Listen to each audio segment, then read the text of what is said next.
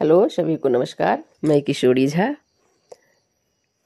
आज मैं एक भोजपुरी छठी गीत लेके आई हूँ। मुझे बहुत पसंद है और बहुत अच्छा लगता है। तो मैं कभी गाई नहीं हूँ, मैं फर्स्ट बार ही भोजपुरी गीत गा रही हूँ। तो सुनिए, अगर अच्छा लग जाए तो ज़रूर प्रोत्साहन कीजिएगा, कमेंट कीजिएगा और मेरे चैनल को ज़रूर सब्सक्राइब और लाइक कर दीजिएगा। तो सुनिए। पेन्ही ना बलमु जी पियरिया, चली छठी माई के घाट। होई गईले अड़घ के बेड़िया, गीत गुंजे रहबार।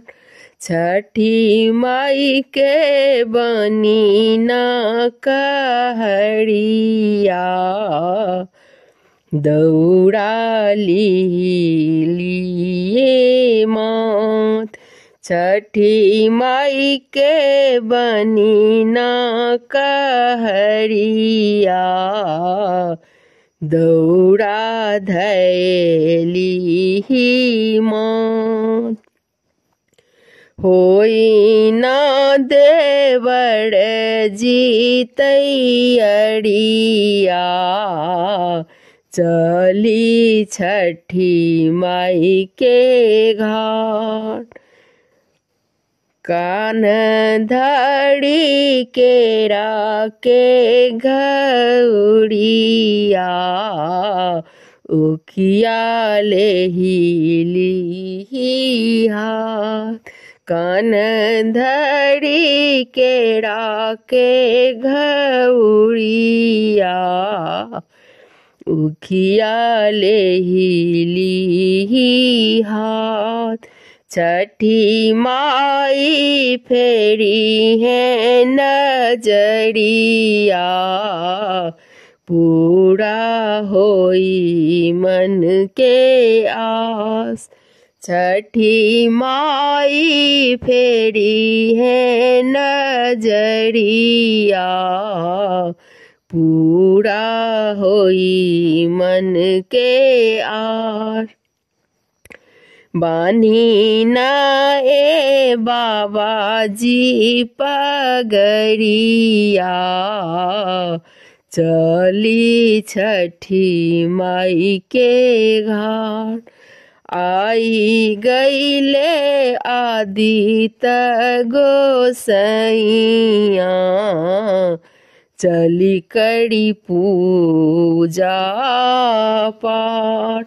चली करी पूजा पाठ।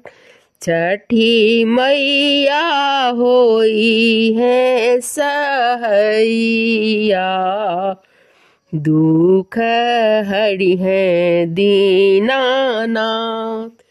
छठी मैया होई है सहैया, दुख हरि है दीनानाथ।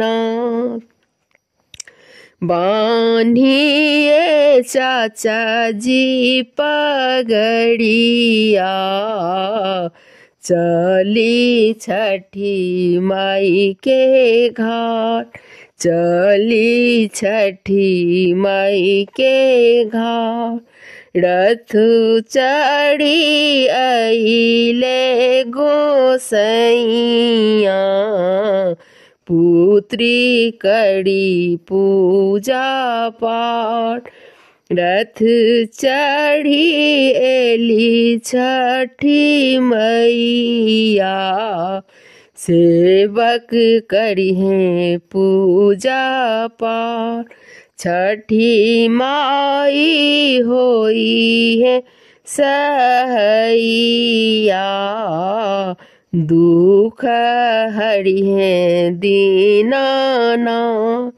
छठी माई होई है सहैया, दुख हरि है दीनानाथ। पेन्ही ना बलमुजी पियरिया, चली छठी माई के घाट, चली छठी माई के घाट। होई गईले अड़ग के बेरिया, गीत गुंजे रहबाट। छठी माई के बनी ना कहड़िया, दौड़ा धैली मात। छठी माई के बनी ना कहड़िया, दौड़ा धैली माँ। धन्यवाद। अगर अच्छा लगा हो तो ज़रूर कमेंट कीजिएगा।